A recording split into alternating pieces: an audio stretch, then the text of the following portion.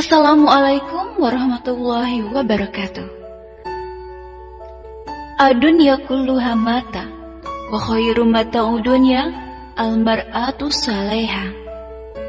Dunia seluruhnya adalah perhiasan, dan sebaik-baiknya perhiasan adalah istri yang soleha. Inilah istri yang soleha. Episode ke-33. Nurul langsung terdiam. Merendahkan orang lain tidak menjamin dirimu lebih tinggi. Menjelekkan orang lain tidak menjamin dirimu lebih baik. Menghina orang lain tidak menjamin dirimu lebih mulia. Jangan lupa, jika kita merendahkan dan menghina, maka kitalah sebenarnya pemilik kosakata rendah dan hina itu. Sedangkan yang kita hina, bisa jadi dia lebih mulia di mata Allah. Yang kelihatannya baik belum tentu baik. Yang kelihatannya buruk belum tentu buruk. Jangan dengan mudahnya menilai seseorang. Terkadang sampul bisa berbanding terbalik dengan isinya. Aisyah tersenyum. Nurul makin dibuat tidak berkutik. Bukan salah dokter Anita, Zaidan tidak melanjutkan proses ta'aruf kalian. Alih-alih menyalahkannya, mengapa Anda tidak sebaiknya untuk introspeksi diri sendiri saja? Mencari tahu apa hal yang membuat Zaidan tidak mau menikahi Anda. Kenapa aku harus mencari tahu? Alasannya sudah pasti, karena wanita ini yang menggagalkannya. Nurul melihat Anita dengan kesal. Anita tampak kaget, berbeda dengan Aisyah yang hanya tersenyum sambil menghampiri Nurul lebih dekat. Manusia memang lebih suka mencari pembenaran daripada mengakui dan memperbaiki diri. Jadi lebih baik sibuk memperbaiki diri sendiri daripada sibuk menyalahkan orang lain. Saya yakin jika Anda tahu persis jika dokter Anita bukanlah penyebabnya. Karena aku yakin jika Anda juga tahu kalau mereka baru kenal beberapa bulan yang lalu. Nurul langsung terdiam malu. Dia lalu melihat sekeliling di mana semua orang melihatnya sinis. Nurul melihat Aisyah dan Anita sekilas. Dia lalu pergi dengan wajahnya yang terlihat sangat kesal, diikuti oleh tatapan mata orang-orang yang ada di sana. Anita menangis, memeluk Aisyah dengan erat. "Maafkan aku," ucapnya berkali-kali. "Apa yang harus aku maafkan? Memangnya kamu salah apa?" tanya Aisyah heran. Anita melepaskan pelukannya. Dia melihat Aisyah sambil menyeka air matanya. "Nurul itu aku dulu, yang tidak rela melepas Alfian padamu. Kini aku merasakan apa yang kamu rasakan waktu itu. Dipermalukan di hadapan semua orang, dihina dan direndahkan. Maafkan aku." Aisyah tersenyum. Orang yang baik bukanlah orang yang tidak pernah membuat kesalahan. Orang yang baik justru adalah orang yang pernah berbuat salah, lalu memperbaikinya. Dan itulah dirimu sekarang.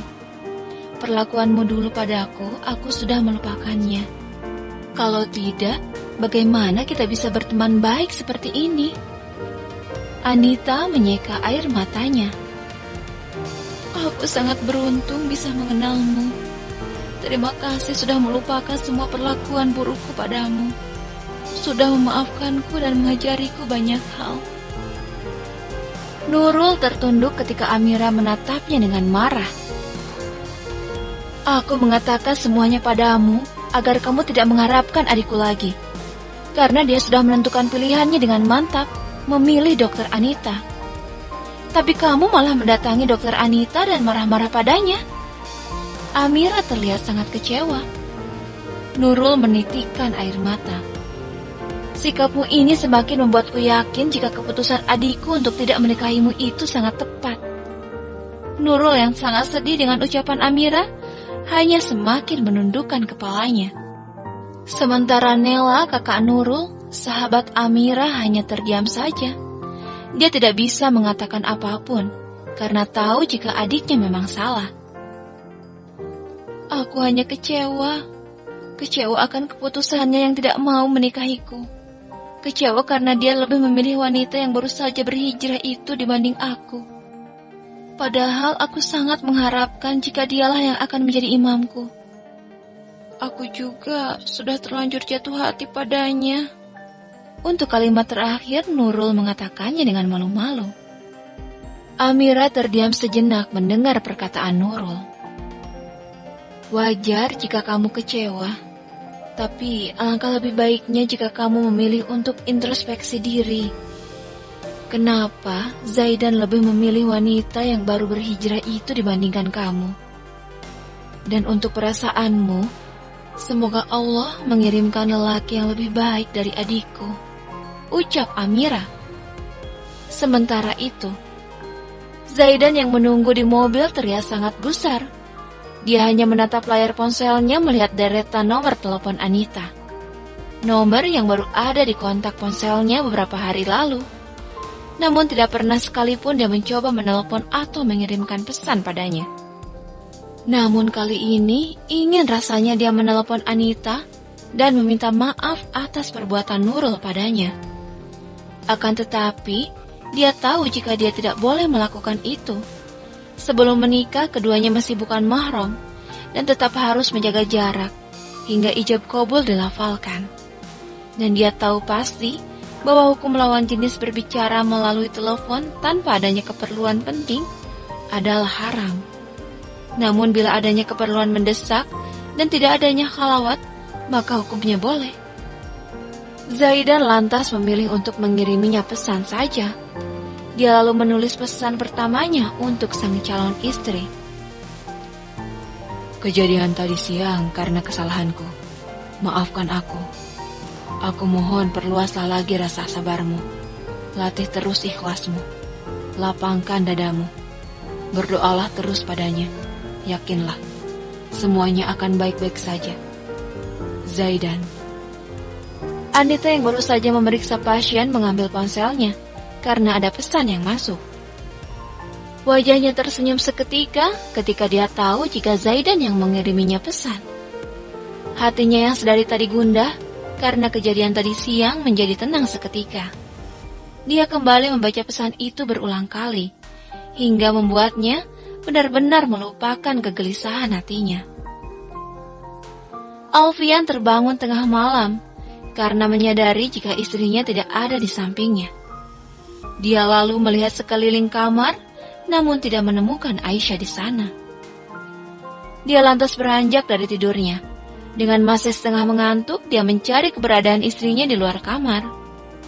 Samar-samar dia mendengar suara istrinya tengah mengaji. Alfian langsung menghampiri arah suara di mana ternyata Aisyah tengah berada di musola kecil rumah mereka. Aisyah begitu khusyuk mengaji. Terdengar merdu dan syahdu, walau dengan suara yang sedikit bergetar dan diselingi dengan isakan tangisnya. Alfian memperhatikan sejenak. Dia berdiri terpaku merasakan jika istrinya pasti tengah bersedih karena mengingat almarhum Abah. Dia lalu berjalan menghampirinya. Dengan perlahan dia duduk di samping Aisyah. Menyadari kehadiran suaminya, Aisyah langsung berhenti mengaji sambil menyeka air matanya. Maaf, apa aku membangunkanmu?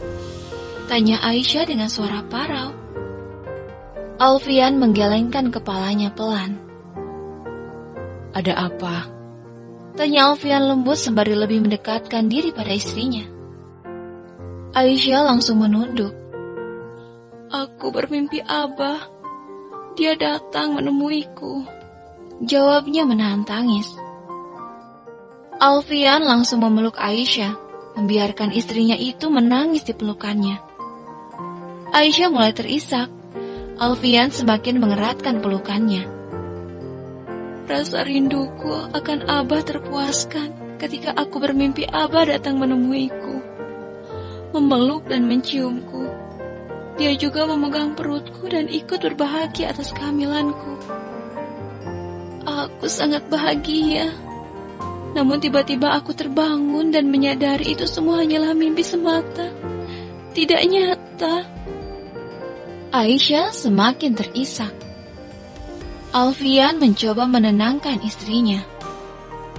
Kepergian Abah membuatku mengerti jika rindu yang paling menyakitkan adalah kepada orang yang telah tiada.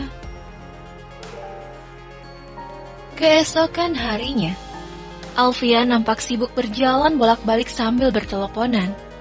Dengan sambil sesekali memegang kepalanya, dia tampak berbicara dengan serius dengan seseorang di ujung telepon. Aisyah yang sedang memasak sesekali memperhatikan suaminya. Melihat gelagat aneh sang suami, dia kemudian menghampirinya. Nanti saya kabari lagi ya, ucap Alfian yang langsung menyudahi pembicaraannya, melihat Aisyah berjalan mendekatinya. Ada apa? Tanya Aisyah penasaran. Tidak ada sayang, jawab Alfian sambil mencoba untuk tersenyum. Apa masakannya sudah matang? Aku lapar sekali, ucapnya lagi sambil menarik tangan Aisyah mengajaknya untuk berjalan menuju dapur. Aisyah menahan tangannya, membuat Alfian kaget. Ada apa? Aku tahu ada sesuatu. Katakan ada apa? Alfian menarik nafas. Dia tahu jika dirinya tidak bisa menyembunyikan apapun dari istrinya. Sayang, sebenarnya aku harus ikut seminar kedokteran hari ini. Seminar? Iya, seminarnya di luar kota dan waktunya cukup lama, kurang lebih semingguan. Aisyah lantas tersenyum. Jadi suamiku sedang bingung karena harus meninggalkan istrinya. Alfian menghampiri istrinya lebih dekat. Iya, dalam keadaanmu seperti ini, aku tidak mungkin meninggalkanmu. Pergilah, aku baik-baik saja. Alfian langsung menggelengkan kepalanya. Tidak, aku berniat untuk tidak ikut seminar itu. Aku tidak mungkin meninggalkanmu dalam kondisi seperti ini. Tubuhmu masih lemas karena kehamilanmu. Juga kamu yang masih sering merasa bersedih. Aisyah kembali tersenyum. Aku baik-baik saja. Pergilah. Aku tahu seminar itu pasti penting untuk karir kedokteranmu.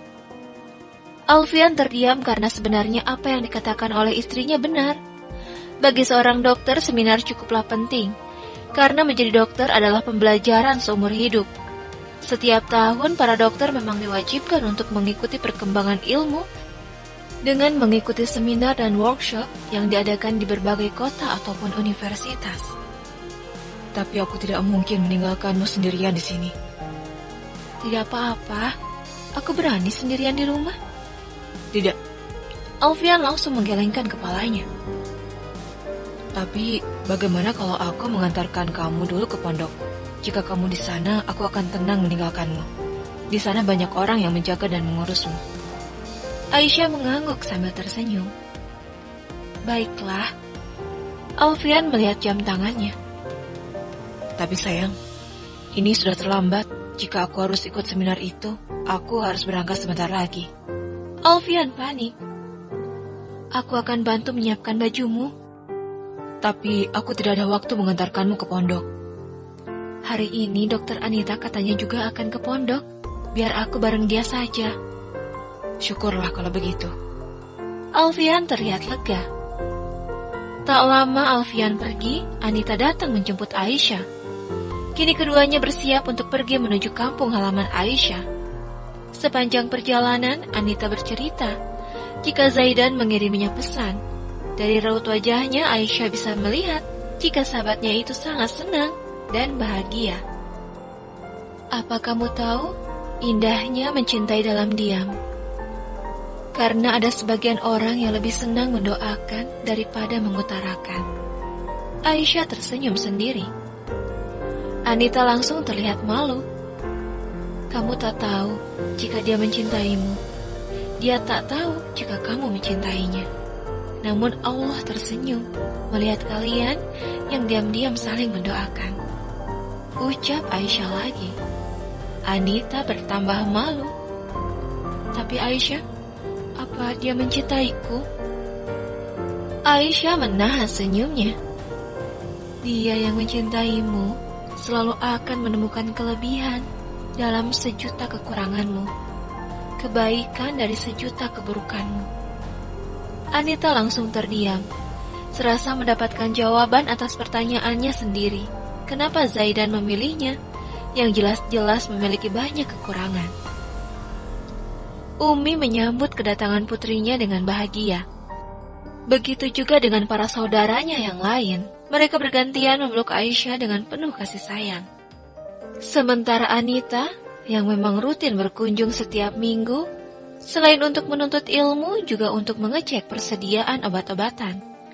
Kadang juga dia selalu memeriksa para santriawati yang memang menunggu dirinya untuk berobat. Seperti kali ini, mengetahui kedatangannya, beberapa santriawati langsung mengantri untuk diperiksa olehnya, dengan beberapa keluhan ringan seperti pilek dan batuk. Menjelang sore, Anita pamit untuk pulang. Aisyah dan Lela juga Siti mengantarkannya sampai ke parkiran mobil. Tak disangka, Zaidan juga ada di sana. Sama seperti Anita, dia juga akan pulang setelah selesai mengajar seperti biasanya. Namun rupanya kali ini, dia tidak sendiri. Zayan, adiknya, juga ada bersamanya. Zayan terpana melihat Anita juga yang lainnya, tampak kompak dengan dandanan yang hampir sama. Mereka berempat yang berjalan sambil menundukkan kepalanya, terlihat sangat anggun dengan pakaian syar'i dan nikob yang selalu setia menutupi wajah mereka. "Mau kemana para bidadari itu, Bang?" tanya Zayan, masih terus melihat mereka. Zaidan yang sedang memasukkan tas dan buku-buku miliknya ke dalam mobil, lantas memukul pundak Zayan dengan pelan. "Turunkan pandanganmu." Zayan langsung tersadar, segera menurunkan pandangannya sambil mengucapkan istighfar. Anita yang sebenarnya deg-degan karena tidak menyangka jika Zaidan juga ada di sana, terus menundukkan kepalanya ketika Aisyah dan yang lainnya mengucapkan salam pada Zaidan dan berbasa-basi sejenak. Dengan batasan tentunya, yakni sama-sama saling menundukkan kepala. "Saya pikir hari ini bukan jadwal Anda untuk mengajar," tanya Aisyah. "Memang iya, saya sengaja memundurkan jadwal saya, karena besok saya ada kepentingan." Aisyah tersenyum sambil melihat Anita. Dia tahu maksud kepentingan yang dikatakan Zaidan, yakni acara khitbah Zaidan pada Anita yang akan dilakukan esok hari. Begitu juga dengan Siti dan Lela, yang juga sudah tahu menahan senyum, langsung menyenggol pelan Anita. Anita yang malu terus menundukkan kepalanya. "Sekalian, mungkin untuk beberapa minggu saya tidak bisa dulu mengajar. Karena itu saya membawa adik saya yang akan menggantikan saya untuk sementara." Zaidan menunjuk Zayan. Zayan melipat kedua tangannya di depan dada sambil memberi salam. Tak lama mereka berbasa-basi. Anita akan masuk ke dalam mobilnya, begitu juga dengan Zaidan. Namun tiba-tiba ada beberapa orang yang menghampiri mereka. "Assalamualaikum. Nak Zaidan rupanya ada di sini ya? Kebetulan sekali." Zaidan kaget melihat Nurul beserta ibunya dan kakaknya yang menghampiri mereka. Namun kemudian dia ingat jika adik paling kecil Nurul sedang menuntut ilmu di pesantren itu. Zaidan dan semua orang menjawab salam. "Beserta calon istrinya juga rupanya," ucapnya lagi dengan sinis sambil melihat Anita. Anita hanya tersenyum walaupun sebenarnya dia paksakan. Nela mencoba menarik tangan ibunya, mengajaknya untuk pergi dari sana. Namun tampaknya sang ibu masih ingin mengatakan sesuatu. Sedangkan Nurul hanya berdiam saja, tampak malu bertemu dengan Zaidan. "Sayang sekali Nak Zaidan lebih memilih wanita ini dibandingkan putri saya. Saya harap Nak Zaidan tidak salah pilih." "Insya Allah tidak. Saya yakin dengan pilihan saya." "Oh iya, seharusnya Nak Zaidan cari tahu dulu masa lalunya sebelum mengatakan itu. Oh iya, ngomong-ngomong, apa Nak Zaidan tahu jika wanita ini pernah menjadi selingkuhan pria beristri?" Semua orang tampak kaget mendengar perkataan Ibu Nurul. terlebih lagi dengan Anita yang langsung menahan tangisnya. Beda halnya dengan Zaidan yang hanya tersenyum kecil. Kenapa tersenyum? Mengganggu pria beristri bukan sesuatu yang lucu untuk ditertawakan. Apa Zaidan tahu apalagi yang sudah dilakukannya? Wanita itu bahkan sudah berkali-kali membuat keributan dengan istri sah pacarnya di tempat kerjanya. Sungguh perbuatan yang hina dan memalukan. Semua orang terdiam. Mereka langsung melihat Anita yang kini sudah menangis. Ibu Nurul tampak sangat puas. Dia melihat Anita dengan penuh kemenangan. Satu lagi, apa kamu tahu jika... Cukup. Semua yang Anda katakan memang benar. Tapi aku sudah berubah. Aku menyadari kesalahanku. Dan aku sedang memohon ampunan untuk itu. Tapi percayalah, jika aku sudah berubah, ucap Anita dengan terisak. Lela dan Siti segera memeluknya dan menenangkannya. Jangan pernah berniat membuktikan sesuatu pada manusia. Kecil dihina, besar dicurigai. Salah dicaci, benar digibahi. Ucap Aisyah tiba-tiba sambil melihat Anita. Dia lalu menghampiri Ibu Nurul sambil tersenyum. Jaga lidah Anda untuk tidak membicarakan aib orang lain. Karena ingat, aib Anda juga pasti banyak, dan orang lain pun punya lidah. Bersambung.